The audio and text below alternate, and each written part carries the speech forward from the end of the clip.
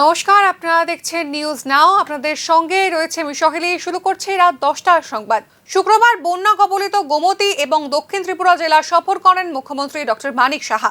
বায়ুসেনার MI-70 হেলিকপ্টারে বন্যা কবলিত এলাকাগুলি পরিদর্শন করেন তিনি। পাশাপাশি তিনি কথা বলেন জেলার ক্ষতিগ্রস্ত মানুষদের সঙ্গে। শুক্রবার আকাশপথে গোমতী ও দক্ষিণ ত্রিপুরা জেলার বন্যা কবলিত এলাকাগুলি পরিদর্শন করলেন মুখ্যমন্ত্রী প্রফেসর মানিক সাহা। এদিন সকালে বন্যা কবলিত এলাকাগুলি পরিদর্শনের জন্য গোমতী জেলা এবং দক্ষিণ ত্রিপুরার উদ্দেশ্যে এমবিবি বিমানবন্দরে একটি MI-17 হেলিকপ্টারে চড়েন মুখ্যমন্ত্রী মানিক সাহা। তারই সফরের সঙ্গে ছিলেন স্বাস্থ্য দপ্তরের সচিব কিরণ গিত্তেও। এদিন মুখ্যমন্ত্রী মানিক সাহা প্রথমে পরিদর্শন করেন উদয়পুরের খিলপাড়া উচ্চ মাধ্যমিক বিদ্যালয় ও খিলপাড়া মার্কেট শেডের অস্থায়ী ত্রাণ শিবির। সেখানে শিবিরগুলির সার্বিক ব্যবস্থাপনা খতিয়ে দেখেন মুখ্যমন্ত্রী। এরপরই মুখ্যমন্ত্রী পরিদর্শন করেন অমরপুর ও করবুকের বন্যা বিধ্বস্ত এলাকাগুলি। পরিদর্শনের শেষ পর্যায়ে মুখ্যমন্ত্রী এসে পৌঁছন শান্তির বাজারে। এখানে পশ্চিম বোকাফা দ্বাদশ শ্রেণী বিদ্যালয়ের অবস্থানরত একটি ত্রাণ শিবির পরিদর্শন করে আশ্রিত ক্ষতিগ্রস্তদের সঙ্গে কথা বলেন তিনি। পাশাপাশি ব্যবস্থাপনা পর্যবেক্ষণ করে উপস্থিত কর্মী এবং চিকিৎসা সেবার সঙ্গে যুক্ত ডাক্তারদের সঙ্গেও কথা বলেন তিনি। এখানে লাউগাং এবং মুহুরী নদীর তটবর্তী এলাকাসমূহ মারাত্মকভাবে ক্ষতিগ্রস্ত হয়েছে। কেন্দ্রীয় সরকারের সঙ্গে সমন্বয় সাধন করে ক্রমাগত ত্রাণ কার্য চালানো হচ্ছে বলে জানিয়েছেন মুখ্যমন্ত্রী। ব্যুরো রিপোর্ট, নিউজ নাও। অভূতপূর্ব বন্যা পরিস্থিতির সম্মুখীন ত্রিপুরা। মাত্র 4 দিনের মধ্যে প্রভাবিত 17 লক্ষ মানুষ। দুর্ভাগ্যপূর্ণভাবে মাটি ধসে মৃত 20 জন। সরকারিভাবে দেওয়া এই তথ্যে অনুমান করা যায় প্রাকৃতিক বিপর্যয়ের ব্যাপকতা। তবে অভূতপূর্ব এই প্রাকৃতিক বিপর্যয়ের চ্যালেঞ্জিং সময়ে রাজ্য প্রশাসন এবং উপরন্তু মুখ্যমন্ত্রীর সময়োচিত পদক্ষেপ ক্ষতিগ্রস্তদের ভরসা যোগাচ্ছে অনেকটাই। সোমবার 19শে আগস্ট যখন আবহাওয়া দপ্তর থেকে প্রতিবেশী বাংলাদেশ এবং তার পার্শ্ববর্তী এলাকায় এবং পরবর্তী সময় তা ঘূর্ণিঝড়ে রূপান্তরিত হয়ে উত্তর পশ্চিম ভারতের দিকে অগ্রসর হবার সতর্কবার্তা দেওয়া হয়েছিল, তখন কেউ কল্পনাও করতে পারেনি কি রকম দুর্যোগ ঘনিয়ে আসছিল ত্রিপুরার বুকে। বাংলাদেশের এই ঘূর্ণিঝড়ের প্রভাবে বরাবরের মতোই রাজ্যে ভারী বৃষ্টিপাতের সতর্কবার্তা দেওয়া হয়েছিল আবহাওয়া দপ্তর থেকে। কিন্তু প্রশাসনকে মাঠে নামানোর মধ্যেই রাজ্যের প্রতিটি জেলা বিপর্যস্ত হয়ে পড়ে বন্যার ব্যাপকতায়। প্রবল ঘূর্ণিঝড়ের প্রভাবে দক্ষিণ ত্রিপুরা জেলা, গোমতী জেলার পাশাপাশি খোয়াই, সিপাহীজলা জেলাগুলি বিপর্যস্ত হতে থাকে একে একে। এই ক্ষেত্রে প্রশাসনকে সুযোগ না দিয়ে বিপদসীমার উপর দিয়ে বইতে থাকা হাওড়া নদীর জল প্রবেশ করে শহর আগরতলা অধিকাংশ বাড়িতেও, অর্থাৎ সার্বিকভাবে পুরোপুরি বন্যা পরিস্থিতির কবলে চলে যায় গোটা ত্রিপুরা। সময় ছিল অল্প, হাতের রসদও ছিল স্বল্প, অর্থাৎ সীমিত সংখ্যক NDRF, SDRF দল নিয়ে রাজ্যের 8টি জেলার বন্যা পরিস্থিতিকে নিয়ন্ত্রণ করার কাজটি সবচেয়ে বেশি চ্যালেঞ্জিং হয়ে পড়ে প্রশাসনের কাছে। তারপরেও দফায় দফায় বৈঠক এবং বন্যা পরিস্থিতির সরজমিনে তদন্তের স্বার্থে মুখ্যমন্ত্রীর মাঠে নামার বিষয়গুলি যেন অনেকটাই ভরসা যোগায় প্রভাবিত এবং ক্ষতিগ্রস্তদের মধ্যে। কেন্দ্রের কাছ থেকে অতিরিক্ত উদ্ধারকারী দল এবং সামগ্রীর পাশাপাশি তৃণমূল স্তরের সময়োচিত প্রশাসনিক তৎপরতাকে নিজ হাতে ঢেলে সাজানোর বিষয়টি প্রশংসার দাবি রাখে বলেই মনে করছেন সংশ্লিষ্ট তথ্যবিজ্ঞ মহল। সেই সাথে রয়েছে মুখ্যমন্ত্রীর দেওয়া ক্ষয়ক্ষতি নিরূপণের ইতিবাচক বার্তার বিষয়টিও। বাংলাদেশের বন্যার জল কাটাখাল, গোমতী এবং হাওড়া নদীর মধ্য দিয়ে ত্রিপুরায় প্রবেশ করার কারণে রাজ্যের বন্যা পরিস্থিতির চূড়ান্ত অবনতি হয়েছে বলে ইতিমধ্যেই জানিয়ে দিয়েছে কেন্দ্রীয় গৃহ মন্ত্রক। চ্যালেঞ্জিং ফ্যাক্টরগুলি যেখানে এখনো রয়ে গেছে সক্রিয়, সেখানে বন্যা পরিস্থিতি স্বাভাবিক হতে সময় লাগবে অনেকটা। আগামী 26 তারিখ পর্যন্ত ভারী বৃষ্টির রেড অ্যালার্ট জারি রেখে দিয়েছে আবহাওয়া দপ্তর। সেখানে আত্মতুষ্টির নেই কোনো সুযোগ। কেন্দ্র রাজ্যের যৌথ সহযোগিতার পাশাপাশি রাজনৈতিক দল এবং সার্বিকভাবে সাধারণ মানুষের সহযোগিতাই কঠিন এই সময় থেকে বের হওয়া সম্ভব বলে মনে করছেন সংশ্লিষ্ট তথ্যবিজ্ঞ মহল। আর সেখানে রাজ্য প্রশাসন এবং মুখ্যমন্ত্রীর ভূমিকা উল্লেখযোগ্য থাকবে বলেই মনে করছেন তথ্যবিজ্ঞরা। Bureau report, news now. বন্যার প্রভাবে রাজ্যে এখনো পর্যন্ত মৃত্যুর সংখ্যা বেড়ে দাঁড়িয়েছে 24। 558টি ত্রাণ শিবিরে এখনো রয়েছেন 1,28,000 ক্ষতিগ্রস্ত মানুষ। শুক্রবার সাংবাদিক সম্মেলনে জানিয়েছেন রাজস্ব দপ্তরের সচিব ব্রিজেশ পান্ডে। 19শে আগস্ট থেকে রাজ্যে ধারাবাহিকভাবে ভারী বর্ষণের ফলে রাজ্যে বন্যা পরিস্থিতির সৃষ্টি হয়েছে। বন্যার কবলে পড়ে সবচেয়ে বেশি ক্ষতিগ্রস্ত হয়েছে দক্ষিণ, গোমতী, ঊনকোটি ও পশ্চিম ত্রিপুরা জেলা। শেষ 24 ঘন্টায় সর্বোচ্চ সোনামুড়া মহকুমায় 70 মিলিমিটার বৃষ্টি হয়েছে। সোনামুড়ায় গোমতী নদীর জলস্তর ব্যতীত অন্যান্য স্থানে নদীর জলস্তর বিপদ সীমার নিচে নেমে এসেছে। এখনো পর্যন্ত সমগ্র রাজ্যে 558টি ত্রাণ শিবির খোলা হয়েছে। তার মধ্যে 1,28,000 লোক আশ্রয় নিয়েছে। জেলা প্রশাসন থেকে এই সকল ত্রাণ শিবিরে খাবারের ব্যবস্থা করা হয়েছে। পাশাপাশি চিকিৎসা পরিষেবার ব্যবস্থাও করা হয়েছে। কিছু কিছু জায়গায় যোগাযোগ ব্যবস্থার ক্ষতি হয়েছে। অনেক জায়গায় সম্ভব হয়েছে যোগাযোগ ব্যবস্থা স্বাভাবিক করার। শুক্রবার এই বিষয়ে বক্তব্য রাখতে গিয়ে রাজস্ব দপ্তরের সচিব ব্রজেশ পান্ডে আরো জানান, এখনো পর্যন্ত সমগ্র রাজ্যে মৃত্যু হয়েছে 24 জনের। এছাড়া নিখোঁজ রয়েছেন আরো 2 জন। जो हमारी इंफॉर्मेशन है उसमें 24 टोटल डेथ हुई हैं और जिसमें से 2%, इसके अलावा 2% मतलब जो है इंजर्ड हुए हैं और 2% अभी भी मिसिंग है जिनका अभी कोई ट्रेस आउट नहीं हुआ। और जो प्रिलिमिनरी रिपोर्ट सजेस्ट करती है उसके हिसाब से बहुत एक्सटेंसिव डैमेज स्पेशली रोड्स को हुआ है, पावर इंफ्रास्ट्रक्चर को, बिल्डिंग्स भी हैं जैसे कहीं वॉल गिर गई, हाउसेस को डैमेज, एग्रीकल्चर क्रॉप को है, फिशरी पॉन्ड्स को है, लाइव स्टॉक को है। तो ये सब चीजें असेसमेंट अब हमने शुरू कर दिया है, टीम्स जाने लगी हैं, बट अभी भी बहुत सारे एरियाज इनएक्सेसिबल है, तो उसमें हम असेसमेंट करने का भी प्रिलिमिनरी एस्टिमेट करना नहीं शुरू कर पाए हैं। বন্যায় বিদ্যুৎ, কৃষি ও মানুষের বাড়িঘরের ব্যাপক ক্ষতি হয়েছে। ক্ষয়ক্ষতি নিরূপণের কাজ শুরু করে দেওয়া হয়েছে ইতিমধ্যেই। বন্যার কারণে 5,000 কোটি টাকার অধিক ক্ষতি হয়েছে বলে অনুমান। শুক্রবার এনসিসি থানা সংলগ্ন স্টেট ইমার্জেন্সি অপারেশন সেন্টারে সাংবাদিক সম্মেলন করে এই তথ্য তুলে ধরতে গিয়ে রাজস্ব দপ্তরের সচিব ব্রজেশ পান্ডে আরো জানান, গোমতী ও দক্ষিণ জেলার শুক্রবারও জারি করা হয়েছে উদ্ধার কাজ। आज की डेट में अभी भी रेस्क्यू ऑपरेशन 2 डिस्ट्रिक्ट में जारी है, गोमती डिस्ट्रिक्ट में जिसमें खासकर अमरपुर और कारबुक एरिया में, और साउथ त्रिपुरा डिस्ट्रिक्ट में अभी भी जारी है। हमारे पास 6 एनडीआरएफ की टीम्स और 6 टीम जो है एसडीआरएफ की अभी भी रेस्क्यू ऑपरेशन कर रही है और रिलीफ काम कर रही है। রাজ্যে এনডিআরএফ এর 6টি টিম ও এসডিআরএফ এর 6টি টিম এখনো চালিয়ে যাচ্ছে উদ্ধার কাজ। ইতিমধ্যে 11,000-এর অধিক প্যাকেট খাদ্য সামগ্রী বিতরণ করা হয়েছে। শনিবারও জারি থাকবে খাদ্য সামগ্রী বিতরণের কাজ। বর্তমানে এনডিআরএফ এর মোট 11টি টিম ও এসডিআরএফ এর 32টি টিম নিয়োজিত রয়েছে রাজ্যে। ব্যুরো রিপোর্ট, নিউজ নাও। বন্যা পরবর্তী পরিস্থিতির কারণে পেট্রোল পাম্পগুলিতে দেখা যাচ্ছে দীর্ঘ লাইন। শুক্রবার আগরতলার অধিকাংশ পেট্রোল পাম্পগুলিতে দেখা যায় যান চালকদের অপেক্ষার দীর্ঘ লাইন। এদিকে দক্ষিণ ত্রিপুরা জেলায় রেশনিং ব্যবস্থা চালু করেছে স্থানীয় জেলা প্রশাসন। 2 চাকা এবং 3 চাকার যানবাহনগুলিকে যথাক্রমে 200 টাকা এবং 300 টাকার জ্বালানি দেওয়ার নির্দেশ দেওয়া হয়েছে প্রশাসনের পক্ষ থেকে। অপরদিকে বন্যা পরিস্থিতির সুযোগে সবজি এবং কাঁচামালের দাম বাড়িয়ে দিয়েছে একাংশ অসাধু ব্যবসায়ী। শুক্রবার রাতের বেশ কয়েকটি স্থানে এই বিষয়ে ব্যবসায়ীদের সতর্ক করে দিয়েছে প্রশাসন। বন্যা পরবর্তী পরিস্থিতিতে নিত্য প্রয়োজনীয় জিনিসের মূল্যবৃদ্ধি যাতে না হয় তার জন্য প্রয়োজনীয় উদ্যোগ গ্রহণ করা হয়েছে বলে জানিয়েছেন খাদ্যমন্ত্রী সুশান্ত চৌধুরী। রাজ্যে পর্যাপ্ত খাদ্য সামগ্রী এবং জ্বালানি মজুত রয়েছেন বলে আশ্বস্ত করেছেন তিনি। পরে সাংবাদিক সম্মেলনে সুশান্ত চৌধুরী জানান, শুক্রবার বিভিন্ন ব্যবসায়ী সংগঠনের সঙ্গে বৈঠক করেন তিনি ও খাদ্য দপ্তর আধিকারিকরা। বন্যা পরবর্তী পরিস্থিতিতে যাতে কোনোভাবেই নিত্য প্রয়োজনীয় জিনিসের মূল্য বৃদ্ধি না হয় তার জন্য দপ্তর কড়া নির্দেশ দিয়েছে বলে জানান তিনি। রাজ্যের রেশন দোকানগুলিতে ও খোলা বাজারে পর্যাপ্ত খাদ্য সামগ্রী মজুত রয়েছে বলে আশ্বস্ত করেন খাদ্যমন্ত্রী। এই নিয়ে অযথা চিন্তা ও বিভ্রান্তির কোনো অবকাশ নেই বলে জানিয়েছেন খাদ্যমন্ত্রী সুশান্ত চৌধুরী। আহ্বান রাখা হয়েছে যে বাজারে যেন কোনোভাবেই নিত্য প্রয়োজনীয় দ্রব্যমূল্যের জিনিস বৃদ্ধি না পায়। একদিকে ফ্লাড, যদিও সরকারের তরফ থেকে রাজ্যে 9 দিনের জ্বালানি মজুত রয়েছে ও পেট্রোল ডিজেল কোনো সংকট নেই বলে সাংবাদিক বৈঠকে দাবি করেন খাদ্যমন্ত্রী। দুর্গত অঞ্চলে আটকে পড়া মানুষদের কাছে বিমানের মাধ্যমে খাদ্য সামগ্রী পৌঁছে দেওয়া হচ্ছে বলেও জানান তিনি। ইতিমধ্যে 3,140 প্যাকেট খাদ্য সামগ্রী পৌঁছে দেওয়া হয়েছে বলে জানিয়েছেন সুশান্ত চৌধুরী। পরিস্থিতির সুযোগ নিয়ে যে সমস্ত অসাধু ব্যবসায়ী বেশি দামে জিনিস বিক্রির চেষ্টা করবে তাদের জরিমানা করা হবে ও আইনি ব্যবস্থা গ্রহণ করা হবে বলে কড়া হুঁশিয়ারি দেন খাদ্যমন্ত্রী।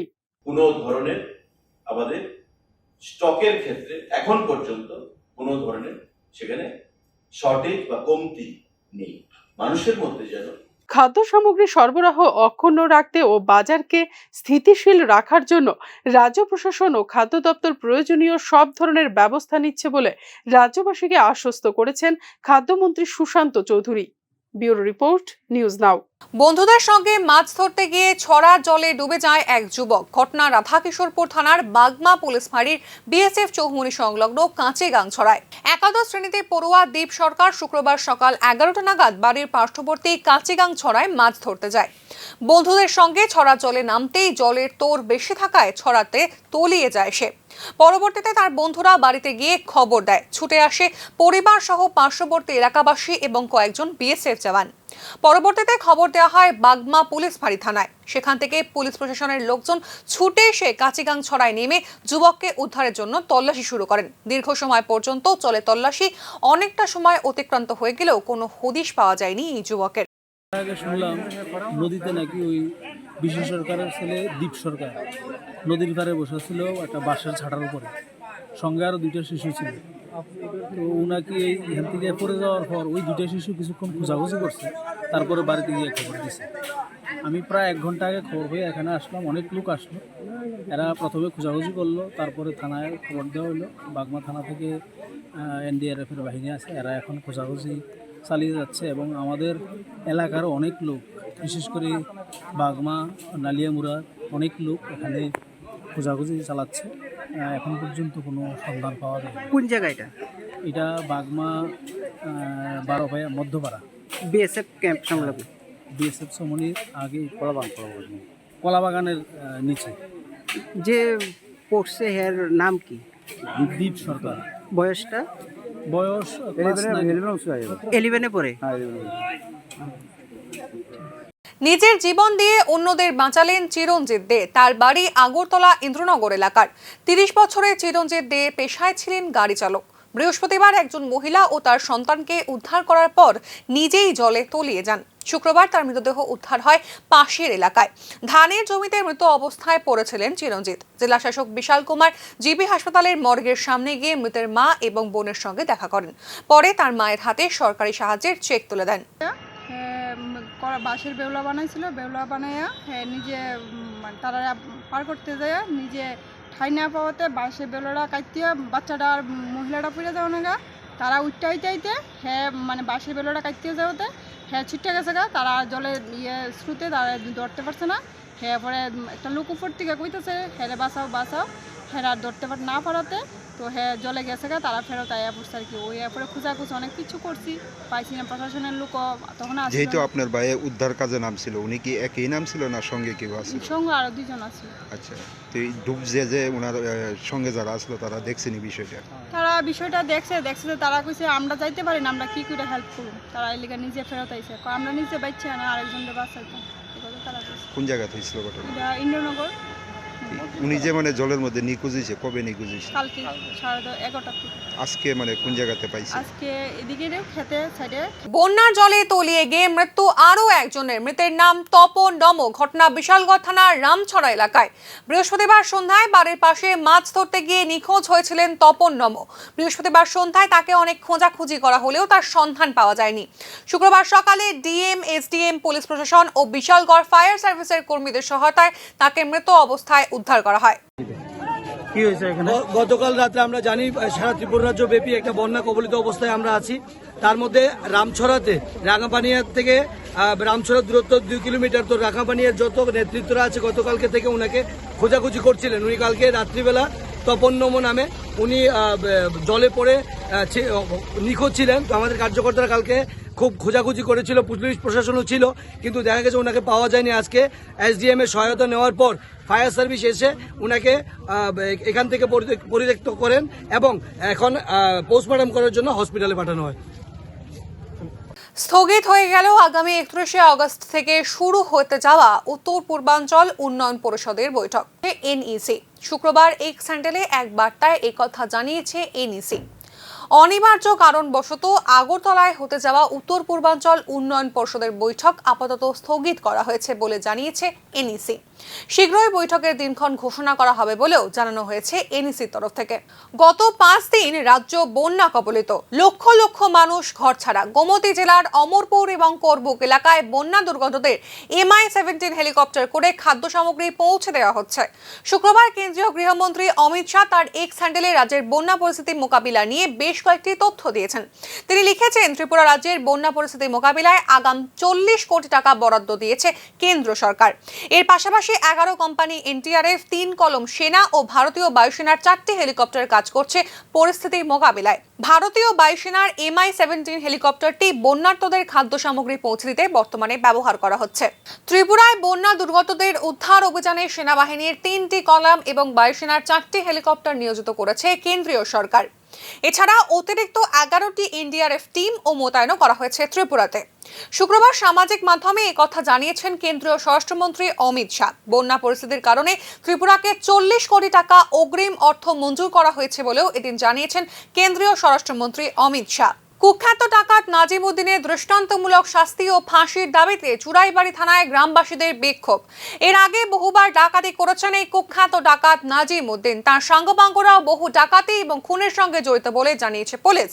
অভিযোগ, নাজিম উদ্দিন নামের এই ডাকাত উত্তর ত্রিপুরা জেলার চুরাইবাড়ি থানার ফুলবাড়ি গ্রামের বাসিন্দা।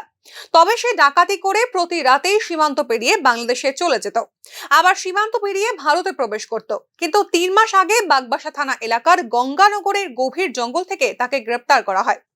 পরবর্তীতে এই ডাকাত সর্দার নাজিম উদ্দিন ছাড়াও পেয়ে যায়, কিন্তু পুলিশের হাত থেকে ছাড়া পেয়ে সে আবার ডাকাতি শুরু করে।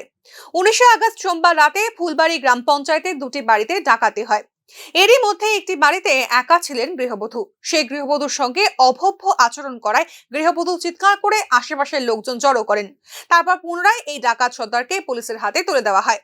পূর্ব ফুলবাড়ি এবং ফুলবাড়ি প্রত্যন্ত অঞ্চলে এই যে কুখ্যাত নাজিম যারে আনছেন, তার সাথে আরো 2-3 জন ছিল। ভদ্র মহিলারা রেপ করা হয়েছে, 3 জনে রেপ করছে। এবং এই নাজিম এই ত্রিপুরা রাজ্যের এমন কোন জেলার মধ্যে বাকি নাই, সব জেলার মধ্যে তার গ্যাং আছে এবং ডাকাতি করে এবং চুরি করে, ডাকাতি করে, বিভিন্ন হাতিয়ারপত্র তার কাছে আছে।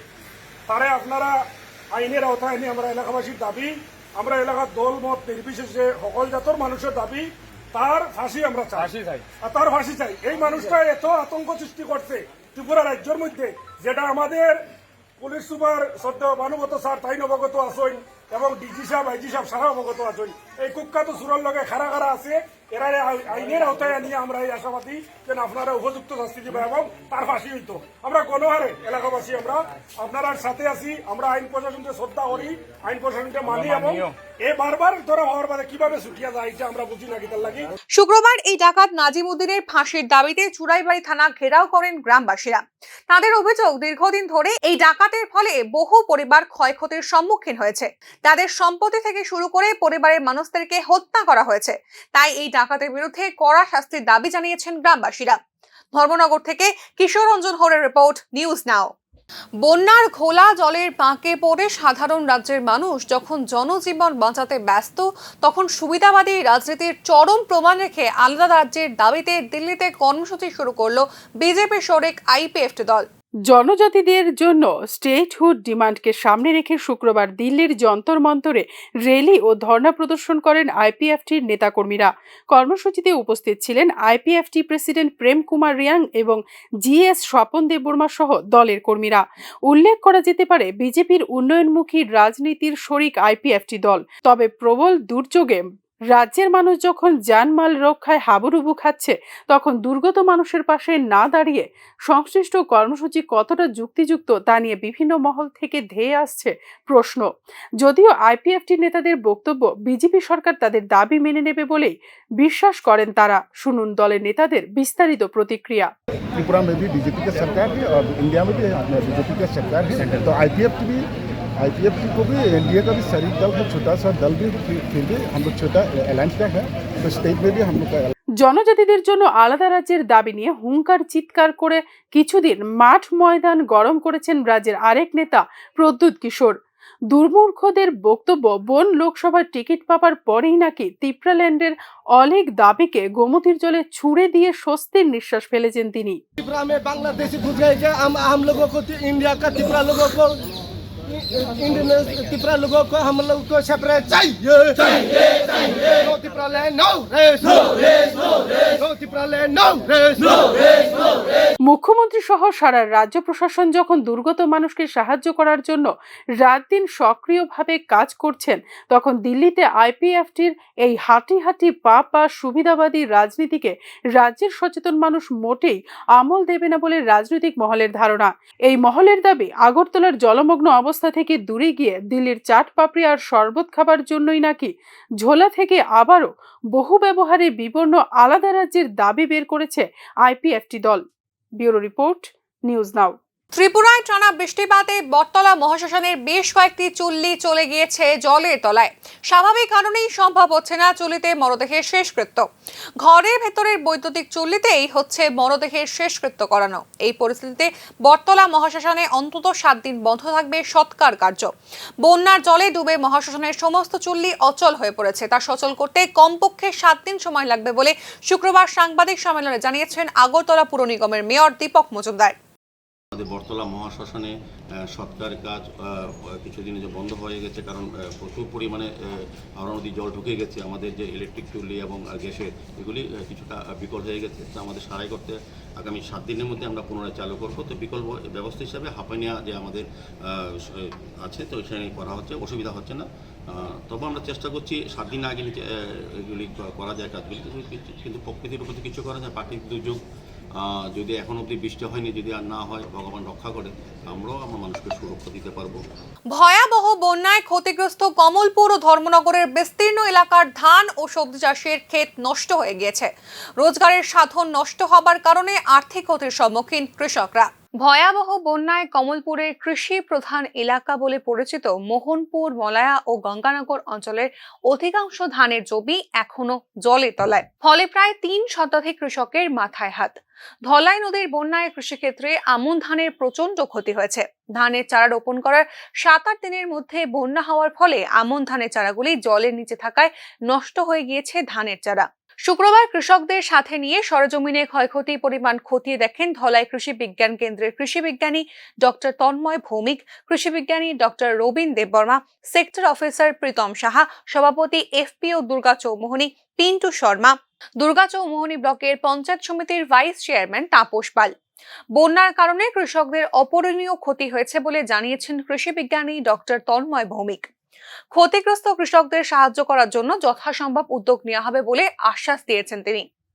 ফিল্ড ভেরিফিকেশন বা করে কোথাও কি হয়েছে, মানে যাতে এরকম না হয় কোনো ক্ষতিগ্রস্ত কৃষক আদৌ পেল না, ওটা যাতে না হয়, ওই ব্যাপারগুলো খতিয়ে দেখার জন্য আমরা নখদর্পণে আমাদের অলরেডি কৃষক ক্ষয়ক্ষতির একই চিত্র লক্ষ্য করা গেল উত্তর ত্রিপুরা জেলার ধর্মনগর মহকুমার বিভিন্ন অঞ্চলে। কাকরি ও জুড়ি নদীর পাশে থাকা কৃষি জমিতে টানা 4 দিন জল জমে ধানের চারা গাছ নষ্ট হয়ে গিয়েছে। অনেক জায়গায় জলের স্রোতে চারা গাছের অস্তিত্বই নেই। বিশেষ করে কাকরি নদীর পাড়ে প্রায় 300 কানি কৃষি জমি অধিকাংশই এখন জলের তলায়। আমনের মরশুমে প্রকৃতির মারে কৃষকদের মাঝে এক হাহাকার পরিস্থিতির সৃষ্টি হয়েছে। শুক্রবার 4 দিন পর জল নামলেও সব আমন ধান নষ্ট হয়ে গিয়েছে। দিশেহারা পরিস্থিতিতে সরকারের কাছে সাহায্যের আবেদন জানিয়েছেন ক্ষতিগ্রস্ত কৃষকরা। যদি সরকারের আরো কোনো ব্যবস্থা থাকে তাহলে একটু উপকৃত হই। 2 জেলায় কৃষক ক্ষয়ক্ষতির নিপুণ চিত্র তুলে ধরেছেন আমাদের সংবাদ প্রতিনিধি দেবজিৎ গোহরায় এবং Kishore Ranjan Hore. Bureau report, news now. প্রদেশ কংগ্রেস ও প্রদেশ আদিবাসী কংগ্রেসের উদ্যোগে শুক্রবার আদিবাসী দিবস উদযাপন করা হয়। কর্মসূচির অঙ্গ হিসেবে প্রয়াত প্রধানমন্ত্রী ইন্দিরা গান্ধীর প্রতিকৃতিতে পুষ্পার্ঘ্য অর্পণ করে শ্রদ্ধা নিবেদন করেন প্রদেশ কংগ্রেস সভাপতি আশিস কুমার সাহা। আদিবাসী নেতা শব্দকুমার জমাতিয়া সহ অন্যান্য নেতৃত্বরাও উপস্থিত ছিলেন এই অনুষ্ঠানে। প্রয়াত প্রধানমন্ত্রী ইন্দিরা গান্ধী রাজ্যের আদিবাসীদের সামাজিক, রাজনৈতিক ও অর্থনৈতিক বিকাশের লক্ষ্যে বিভিন্ন পদক্ষেপ গ্রহণ করেছেন এবং 6ষ্ঠ তফসিলের মাধ্যমে তাদের অধিকারকে সুরক্ষিত করেছেন বলে জানিয়েছেন প্রদেশ কংগ্রেস সভাপতি আশিস কুমার সাহা। রাজ্যের প্রতিটি ব্লকে কংগ্রেস দলের উদ্যোগে এই অনুষ্ঠানের আয়োজন করা হয়েছে বলে জানিয়েছেন তিনি। রাজ্যের সাম্প্রতিক বন্যায় যারা মারা গিয়েছেন তাদের প্রতি সমবেদনা জ্ঞাপন করেন আশিস কুমার সাহা। বন্যায় ক্ষতিগ্রস্তদের সাহায্য করার জন্য দ্রুত ত্রাণ ও পুনর্বাসনের ব্যবস্থা করার জন্য রাজ্য সরকারের কাছে দাবি জানান প্রদেশ কংগ্রেস সভাপতি। ক্ষয়ক্ষতির সঠিক নিরূপণ করে আর্থিক সাহায্য দেওয়ার জন্য কেন্দ্র সরকারের কাছে দাবি রাখেন আশিস কুমার সাহা। সারা রাজ্যে প্রতিটা জেলা, ব্লক কংগ্রেস কমিটি আমাদের আদিবাসী কংগ্রেসের পক্ষ থেকে যথাযোগ্য মর্যাদার সঙ্গে সারা রাজ্যে। আজকের মতো সংবাদ এই পর্যন্তই। পরবর্তী আপডেটস পেতে চোখ রাখুন নিউজ নাওয়ের পর্দায়।